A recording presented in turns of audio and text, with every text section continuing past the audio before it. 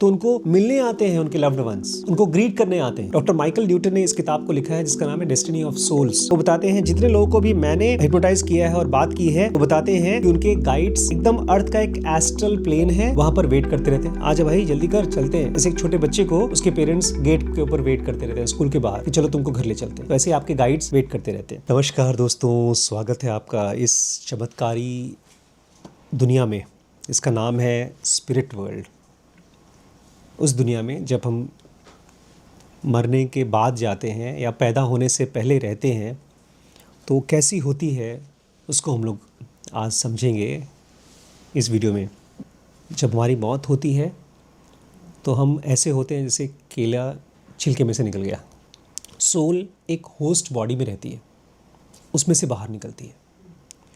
अब उसमें दो तरह के लोग होते हैं, एक बहुत मैच्योर सोल, और मुझे लगता है यहाँ पर जितने भी लोग हैं ज़्यादातर मैच्योर सोल है। अगर आपको उठने के बाद जो सपना आता है, अगर वो डरावना सपना है और आप बहुत देर तक नहीं डरते, आपको ये लगता है हाय राम क्या इसका मतलब है, मैंने भूत देख लिया, हाय राम, आप बोलते हैं ठीक है यार सपना था, इसका मतलब आप काफ़ी मैच्योर हैं। अगर आप बहुत मैच्योर हैं तो आप तुरंत जान जाते हैं कि अच्छा बॉस, बॉडी छूट गई है और अब मैं फ्री हो गया हूँ।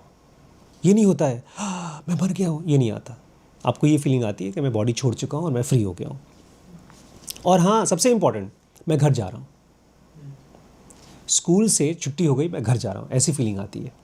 एक और ख़ास चीज़ है, हम लोग अक्सर फ्रेंड्स चाहते हैं, लव्ड वंस चाहते हैं। ये भी सवाल उठता है कि शादी करना चाहिए हर इंसान को, अच्छी बात है, फैमिली चाहिए। लेकिन अगर आप बहुत मैच्योर सोल हैं तो मरने के बाद आपको कोई चाहिए नहीं ग्रीट करने के लिए।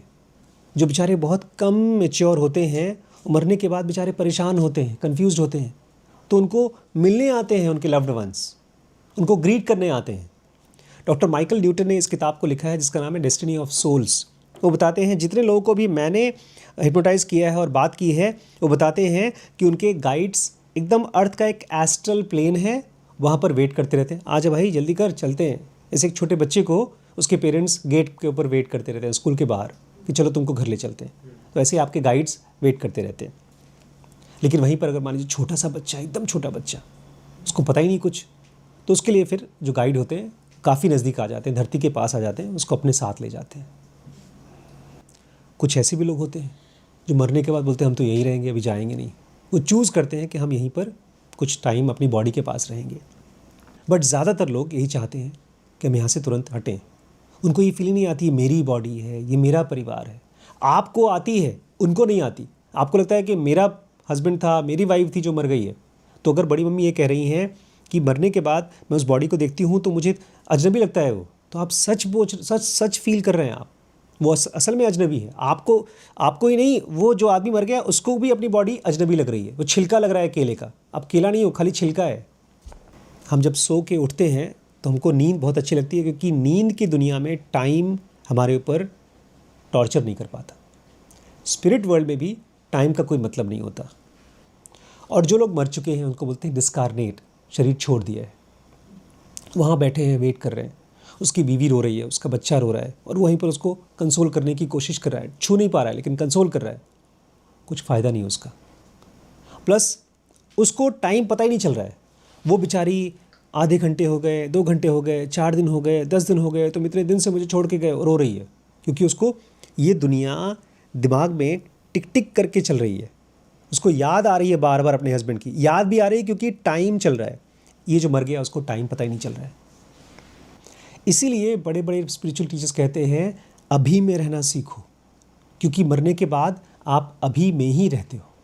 तो अगर कोई आदमी प्रेजेंट मोमेंट में रहना सीख जाए तो एक तरह से वो ज़िंदा ही रहेगा मरने के बाद भी, क्योंकि वैसे भी आपकी जो एक्चुअल स्टेट है वो मरने के बाद वाली ही स्टेट है, जो आप रोज़ रात को सपने की दुनिया में जीते हो। अब आदमी की डेथ हो गई है और वो जा रहा है। जैसे जैसे वो धरती से दूर जाता है उसको एक खूबसूरत सी लाइट दिखाई देती है। कुछ लोगों को ऐसा भी फील होता है जैसे कोई ग्रे कलर का डार्कनेस उसके आसपास में, जैसे कोई गुफा टाइप का, ऐसा भी कुछ लोगों को फील होता है। अब आपको अंधेरा दिखता है या नहीं दिखता है, डिपेंड करता है आप कितनी जल्दी यहाँ से निकलते हो। अगर आप बहुत कम समझदार सोल हो, कंफ्यूज्ड हो, तो आपको धीरे धीरे जाना पड़ेगा। अगर आप बहुत मैच्योर हो, ये धरती से आप तुरंत उस प्लेन में चले जाते हो, टाइम लगता नहीं है, तो आपको ये टनल फनल दिखता नहीं है। देखिए, जब हम इस दुनिया में रहते हैं ना, तो हमको चीज़ें पुल करती हैं। हमको हमारा स्वाद पुल करता है खाने में। अगर हमारे मनपसंद खाना नहीं मिलता तो गुस्सा आता है। अगर कोई शॉपोहॉलिक है तो उसको चाहिए कि भाई पैसा दे दो मुझे, शादी करके पति से पैसा ले लें या घर से पैसा मिल जाए, बस अब हम जाएंगे दुकानों में। तो वो एक पुल होता है हैबिट्स का, बॉडी का, सेंसेशन का। लेकिन जो लोग बहुत मैच्योर होते हैं, उनको जब जिंदा है तब भी और मरने के बाद भी बहुत स्ट्रॉन्ग पुल होता है किसका? गाइड्स का, उनके गुरुज का। कहते हैं मौत और स्लीप दोनों बहुत बड़ा चेंज लाने के लिए पॉसिबल है आपके अंदर, लेकिन वो तब होगा जब आप चाहते हैं अपने अंदर में चेंज। नहीं तो आदमी जो परेशान है, वो दिन भर में लड़ाई झगड़ा किया है, रात को सो गया, फिर सुबह उठ करके लड़ाई कर रहा है। उसके ब्रेन ने उसको रात भर कंसोल किया है, शांत किया है, लेकिन फिर कल लड़ाई हो रही है। इसका मतलब आपके अंदर में कैपेसिटी और मैच्योरिटी दोनों कम है चेंज की। अपने आप को उसके लायक बनाइए, ज़्यादा से ज़्यादा टाइम दीजिए अपने आप को बदलने के लिए। शुरुआत की स्टेज में जब भी कोई आदमी मरता है, तो जो थोड़ा कम मैच्योर सोल्स हैं, उनको एक विस्पी क्लाउडीनेस फील होता है। एक ऐसा लगता है जैसे कि बादल के थ्रू मैं जा रहा हूँ, और उसके बाद वो बाहर निकल के उनको खूब वास्टनेस दिखाई देती है, फैलाव दिखाई देता है। और ये मोमेंट है जहाँ पर एवरेज सोल्स, मतलब कम समझदार सोल्स, वो देखते हैं कि कुछ घोस्ट्स आ रहे हैं मुझे ले जाने के लिए। वो जो दूत, मौत के दूत हमको ले जाने आ रहे हैं। ये आपको, अगर आप कम समझदार हैं तो आपके अंदर में ये फीलिंग आएगी। लेकिन एक्चुअली वो लोग नहीं होते, वो आपके फ्रेंड्स होते हैं।